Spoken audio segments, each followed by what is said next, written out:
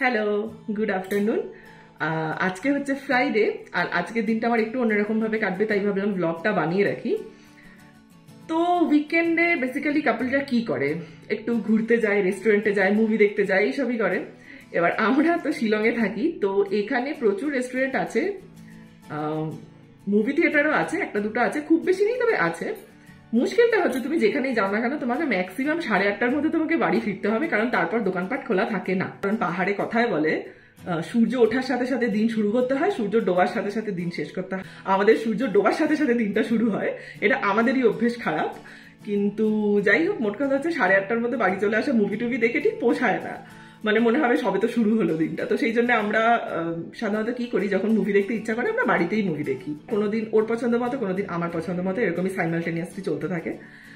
তো আজকে হচ্ছে আমার পালা, তো আমি চুজ করেছি কাহানি, যে সিনেমাটা অলরেডি আমার দেখা, ভীষণ পছন্দের আমার একটা সিনেমা, বহুবার দেখা। কিন্তু ও যেহেতু দেখেনি, তো নিজের পছন্দের সিনেমা অন্য কাউকে দেখানো এবং তার রিয়াকশনটা লাইভ দেখা, এটা একটা অন্যরকম এক্সপিরিয়েন্স। যারা মুভি লাভার তারা বুঝবে। এবার বিষয় হচ্ছে যে শুধু মুভি দেখে তো আর পেট ভরবে না, তো পেট ভরানোর জন্য যেটা করবো ভাবছি সেটা হচ্ছে বাটার চিকেন আর হচ্ছে ফ্রাইড রাইস। কিন্তু ফ্রাইড রাইসটা বানাবো হচ্ছে জোহা রাইসের। জোহা রাইসটা শুধুমাত্র আসামেই পাওয়া যায়। আর আমরা অ্যাকচুয়ালি রেস্টুরেন্টে খেয়েছিলাম, খেয়ে আমাদের খুব ভালো লেগেছিল, তো আমি ভেবেছিলাম যে লোকাল দোকানে একবার খুঁজে দেখি। তো খুঁজে দেখে কিনে তো এনেছি, কিন্তু এর আগে দুবার চেষ্টা করেছি, দুবারই খুব বাজে হয়েছে, কি মাখা মাখা হয়ে গেছে, দলা দলা পেকে গেছে। তো ফ্রাইড রাইস বেসিক্যালি হয়নি। তো আজকে আমি আবার অ্যাটেম্প্ট নেব, আজকে হতেই হবে, আজকে চেষ্টা করবো অ্যাটেনশন দিয়ে করার। আর বাটার চিকেন বানানোর আমার অভ্যেস আছে। বাটার চিকেনের আরেকটা সুবিধা আছে, সেটা হচ্ছে ওটা যেহেতু ফার্স্টে চিকেন টিক্কা কাবাবটা বানাতে হবে, সেটাকে গ্রেভিতে দিতে হবে। তো কিছুটা কাবাব আমি সরিয়ে রাখবো, যাতে আমরা মুভি দেখতে দেখতে খেয়ে নিতে পারি, বাদ বাকিটা আমরা গ্রেভিতে দিয়ে খেয়ে নিলাম। তো 2 in 1 রেসিপি আর কি বেসিক্যালি। তো চলো তোমাদেরকে দেখাবো। আমি কিছু টাকা জেগিয়ে রেখেছি, যেমন ফ্রাইড রাইসের সবজি কেটে রেখে দিয়েছি, গ্রেভি, বাটার চিকেনের যে গ্রেভিটা বানাতে হয় সেটা আমি অলরেডি বানিয়ে রেখেছি, এখন জাস্ট গ্রাইন্ড করা বাকি আছে। তো এরকম অনেক টুকটাক কাজ আমি এগিয়ে রেখেছি। এবার বাদ বাকিটা চলো তোমাদের দেখাবো।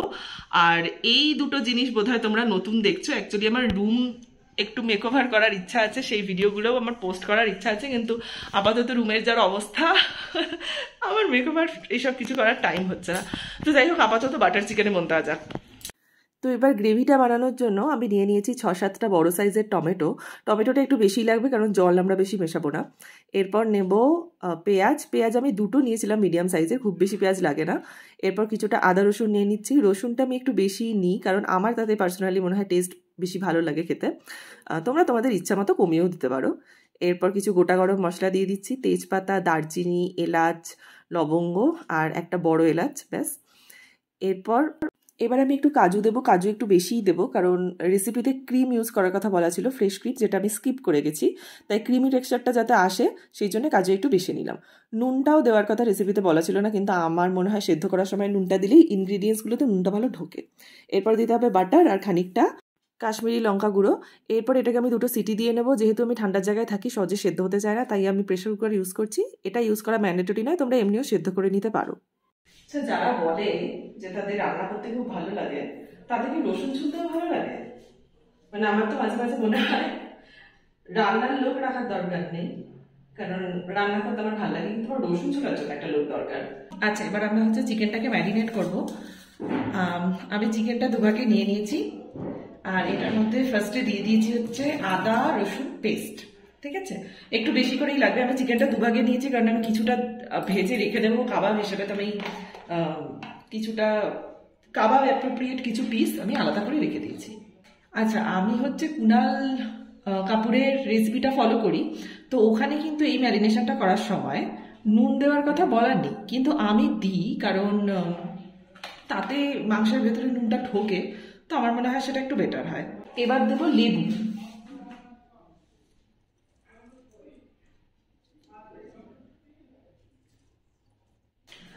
আচ্ছা, এটা যেটা হলো, এটাকে বলে first marination. First marination basically চিকেনের যে এক্সেস ওয়াটারটা থাকে ওটা বের করার জন্য খুব ইম্পর্টেন্ট।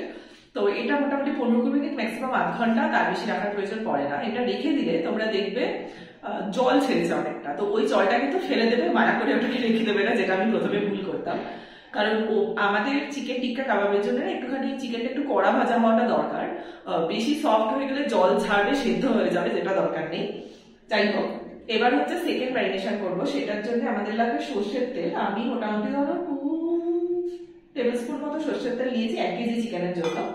আরেকটা কথা আমি এখানে মাঝখানে একটু বলতে চাই, এটা তো অ্যাকচুয়ালি পার্টিকুলারলি কুকিং ভিডিও হচ্ছে না, তো সেই জন্য আমি একটু মুখে মুখে বলছি বেশি, কারণ আমি একটু রান্না করতে ব্যস্ত, কারণ আমি ওরকম প্রিপারেশন নিইনি আর কি। তো যদি তোমাদের মনে হয় যে তোমরা ডিটেল রেসিপি দেখতে চাও তাহলে আমাকে বলো, আমি ডেফিনেটলি দেখাবো। তবে তাও বলে দিই, আমি কুনাল কাপুরের রেসিপিটা ফলো করে বানাই। কিন্তু আমি একটা জিনিস অবজার্ভ করেছি, অনলাইন ইউটিউবে আমি যত রেসিপি দেখে ট্রাই করি, এক্স্যাক্ট কোয়ান্টিটি ফলো করলে রেসিপিটা সবসময় ঠিকঠাক রেজাল্ট আসে না। তো মোটামুটি একটু আধটু নিজেকে একটু আন্দাজে দিতে হয়। এখন আমি বেসিক্যালি আন্দাজে চলছি আর কি। তো কোয়ান্টিটিটা আমি পুরোপুরি ফলো করতে পারি না, ইনগ্রেডিয়েন্টসটা ফলো করি। আচ্ছা, এইবার হচ্ছে আমি দেবো এটার মধ্যে কাশ্মীরি লাল মির্চ। এটাকে পার্টিকুলারলি কাশ্মীরি রেড মির্চি হতে হবে, কারণ কালারটা আনার জন্য।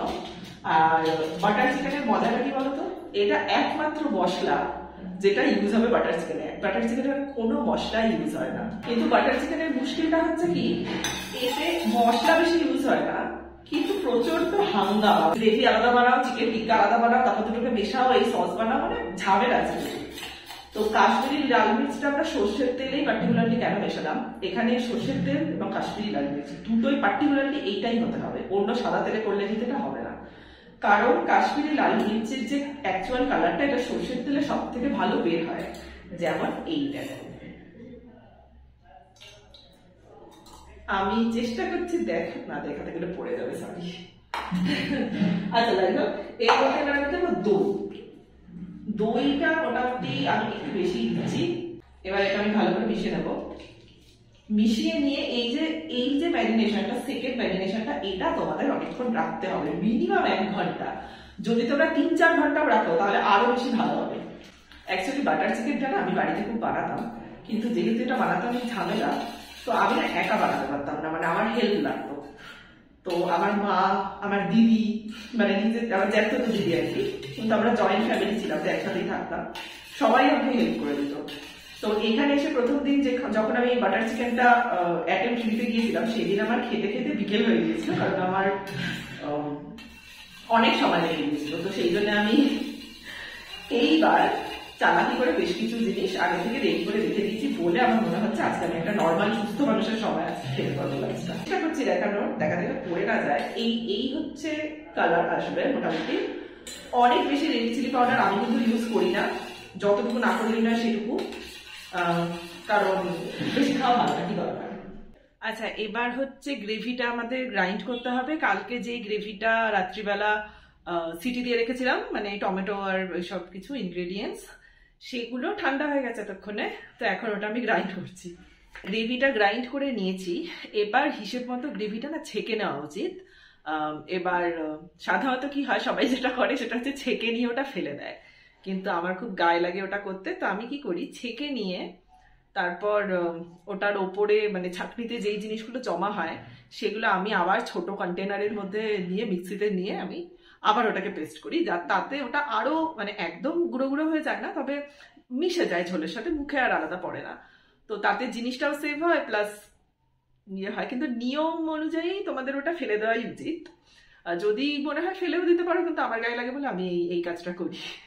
আচ্ছা, এবার হচ্ছে আমি ম্যারিনেটেড চিকেনটা ভাজবো।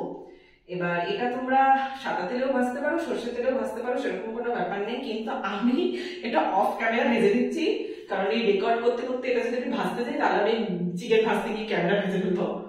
ভাজার সময় চেষ্টা করবে মানে তেলটা প্রচন্ড গরম করে তার মধ্যে ছেড়ে দিতে, মানে হালকা আছে ভাজবে না, এটাকে একটু হাই ফ্লেমে ভাজলেই ভালো হয়, যাতে ওটা খুব তাড়াতাড়ি কড়কড়ে হয়ে যায়। যদি তোমাদের সেটা ভয় করে, কারণ সেক্ষেত্রে একটু তেল ছেটার প্রবলেম থাকে, যদি ভয় করে তাহলে লো আঁচেও করতে পারো, অসুবিধা নেই। কিন্তু সেক্ষেত্রে কি হবে, এক্সট্রা জল বেরোবে চিকেনের, তো জলটা কিন্তু অবশ্যই টেনে যাওয়া পর্যন্ত ওটাকে ভাজবে, মানে সেদ্ধ হলে কিন্তু চলবে না। যেমন এখানে দেখো অনেকটা জল বেরিয়ে গেছে, কিন্তু এই জলটা পুরোটা আমি কিন্তু শুকিয়ে নেব। মোটামুটি জিনিসটা এই অবধি আসা পর্যন্ত এটাকে কিন্তু ভাজতে হবে। আর সাইড বাই সাইড আমি জোহা রাইসটা আধ ঘন্টা মতো জলে ভিজিয়ে রেখে তারপর জল গরম করে সেটাই দিয়ে দিয়েছিলাম, দিয়ে তারপর ভাতটা 5 মিনিটেই হয়ে গিয়েছিল। তারপর আমি ভাতটা নামিয়ে একটু ঠান্ডা হতে রেখে দিয়েছি। আর আমি আরেকটা প্যানে ফার্স্টে একটুখানি বাটার, এটা পুরোটাই বাটার, আমি 2 টেবিল স্পুন মতো বাটার নিয়েছিলাম। বাটার গরম করব, আর এর মধ্যে দেবো আমি একটুখানি আদা কুচি আর একটা কাঁচা লঙ্কা। এতে বাটার চিকেনে ভীষণ সুন্দর একটা গন্ধ আসে। গন্ধটা ভালো করে বেরিয়ে গেলে আমি গ্রাইন্ড করে রাখা গ্রেভিটা এর মধ্যে দিয়ে 5-6 মিনিট ফুটিয়ে নিয়েছিলাম। আর প্রয়োজন মতো একটু নুন আর মিষ্টি দিতে হবে, আর বাদবাকি কোনো মশলাই এতে লাগবে না, মশলা যা দেওয়ার ছিল হয়ে গেছে। ফ্রাইড রাইসটা আজকে ভালো হয়েছে। ঠান্ডা হওয়ার পরে তার একটু ঝরঝরে হয়ে গিয়েছিল। আমি সবজিগুলো ভেজে তার মধ্যে জাস্ট ভাতটা অ্যাড করে দিয়েছি। তোমরা জোহা রাইস কেউ খেয়েছো কিনা অবশ্যই জানিও। ঝোলটা ফুটে গেলে আমি আলু আর চিকেনটা অ্যাড করে দিয়েছিলাম। আলুটা আমি সেদ্ধ করে শুধু নুন দিয়ে ভেজে নিয়েছিলাম। হলুদ কোনো রকমের যেন বাটার চিকেনের ধারে কাছেও না আসে, তাহলে টেস্টটা কিন্তু নষ্ট হয়ে যাবে। আর লাস্টে একটু ধনেপাতা দিয়ে নিতে হবে। আচ্ছা, আমি কিন্তু বাটার চিকেনে আলু দিয়েছি, যেটা হচ্ছে নীতিবিরুদ্ধ। বাটার চিকেনটা বাঙালি ডিশ নয়, আলু না দেওয়াই উচিত, কিন্তু আমার ইচ্ছা করে খেতে। তো আমি দুপুরে খাওয়া দাওয়া করার পর বসে বসে রোডিস দেখছিলাম। আমি রোডিস দেখি, আমার খুব ভালো লাগে, আমি বিগ বসও দেখি। যাই হোক, যেটা বলছিলাম, এইবারে ফ্রাইড রাইসটা দেখলাম একদম পারফেক্ট হয়েছে, যেরকম হওয়া উচিত ছিল, যেরকম আগের দুবার আমি চেষ্টা করেও হয়নি। তোমরা যদি চাও তাহলে আমি দেখাতে পারি যে আমি কি করে বানালাম। ওটা এক্স্যাক্টলি বাসমতির মতো করে বানালে হয় না, একটু আলাদা রকম ভাবে বানাতে হয় আর কি। যদি চাইনিজ স্টাইলে বানাতে চাও, আমার চাইনিজ স্টাইলই বেশি ভালো লাগে। বিশেষ করে এই চালটায় জোহা রাইসে চাইনিজ স্টাইলটা বেশি ভালো লাগে, সোয়া সস টস দিয়ে। কারণ এটা না, যদি সোয়া সস দিয়ে বা এইসব একটু আদা রসুন না দিয়ে এটাকে যদি ফ্রেগ্রেন্সটা যদি ব্যালেন্স না করা যায়, তাহলে জোহা রাইসের কিন্তু প্রচন্ড স্ট্রং একটা স্মেল থাকে। তো ওই স্মেলটাই না ফ্রাইড রাইসটা তখন আর ভালো লাগবে না। তো মানে বাসমতিতে যেরকম সবজিটা ভেজে মিশিয়ে নেওয়া যায়, এটা ওই জিনিসটা ভালো লাগে না, একটা গন্ধ ছাড়ে। যাই হোক, কিন্তু রেসিপি বলেও খুব একটা লাভ নেই, কারণ এই চাল সব জায়গায় তো পাওয়া যায় না। তবে এটা বাসমতি রাইসের ফ্রাইড রাইসের থেকেও খেতে অনেক বেশি ভালো হয়, আর ভীষণ ছোট ছোট হয় চালগুলো, আতপের থেকেও ছোট। তো যাই হোক, এখন সন্ধ্যাবেলা দেবান আসবে। এখন আমি বসে বসে ভাজা শুরু করেছি, আর ইয়েগুলো ম্যারিনেটেড চিকেন গুলো, আর সাথে আমি ধনেপাতার একটা চাটনি বানাবো। খুব ভালো লাগে কাবাবের সাথে খেতে। পুদিনা আর দই থাকলে আরো ভালো হতো, কিন্তু আগে মনে ছিল না, তাহলে একটু দই রেখে দিতাম, কিন্তু রাখিনি। তো যাই হোক, এখন কিছু করার নেই, শুধু একটু ধনেপাতা, একটা কাঁচা লঙ্কা আর একটু রসুন দিয়ে একসাথে মিক্সিতে পেস্ট করে দিলেও খুব ভালো টেস্ট আসে। আর একটা ব্যাপার হচ্ছে, ম্যারিনেট করার সময় যদি তোমাদের মনে হয় দইটা একটু বেশি হয়ে গেছে, মানে বেসিক্যালি একটু গ্রেভি গ্রেভি রয়ে গেছে, ওই দই, তারপর সর্ষের তেল আর ওই লাল লঙ্কার গুঁড়োর যে মিক্সারটা, ওটা বেশি হয়ে গিয়ে থাকলে ওটা ফেলবে না, ওটা ওই কাবাবের মধ্যেই ফেলে দেবে। ওটাও শুকনো হয়ে মাখা মাখা হয়ে যায়, ওটা দারুণ লাগে খেতে। আমি তো ইচ্ছা করে বেশি বেশি করে দিই, যাতে ওই মাখা মাখা ওই ব্যাপারটা থাকে, আমার খুব ভালো লাগে ওটা খেতে। তো এখন আমি কাবাবগুলো ভাজছি। এখানে তোমরা অনেকটা এক্সট্রা গ্রেভি দেখতে পাবে, যেটা আমি কিন্তু শুকিয়ে এনেছিলাম, না হলে কাবাব ঠিক টেস্টি লাগে না। আর এখানে আমি শুধু ধনেপাতা নিয়েছি, পুদিনা পাতা আমার কাছে ছিল না। তোমরা পুদিনা পাতা আর একটু দই ইউজ করতে পারো, তাতে একদম রেস্টুরেন্ট স্টাইলের পুদিনা চাটনির মতো খেতে হয়। তো এখন আমরা এটা খেতে খেতে মুভি দেখবো। মুভি দেখার পর তারপর আমরা খাওয়া দাওয়া করে ঘুমিয়ে পড়েছিলাম। সেদিন খুব টায়ার্ড ছিলাম বলে ব্লগটা আর কন্টিনিউ করিনি। তোমাদের যদি ভালো লাগে ডেফিনেটলি লাইক করো, কমেন্ট করো, সাবস্ক্রাইব করে দিও আমার চ্যানেলটাকে। আর তোমরা কীরকম ভিডিও দেখতে পছন্দ করবে আমাকে অবশ্যই জানিও, তাহলে আমার আইডিয়া পেতে অনেক সুবিধা হবে। Thanks for watching, by.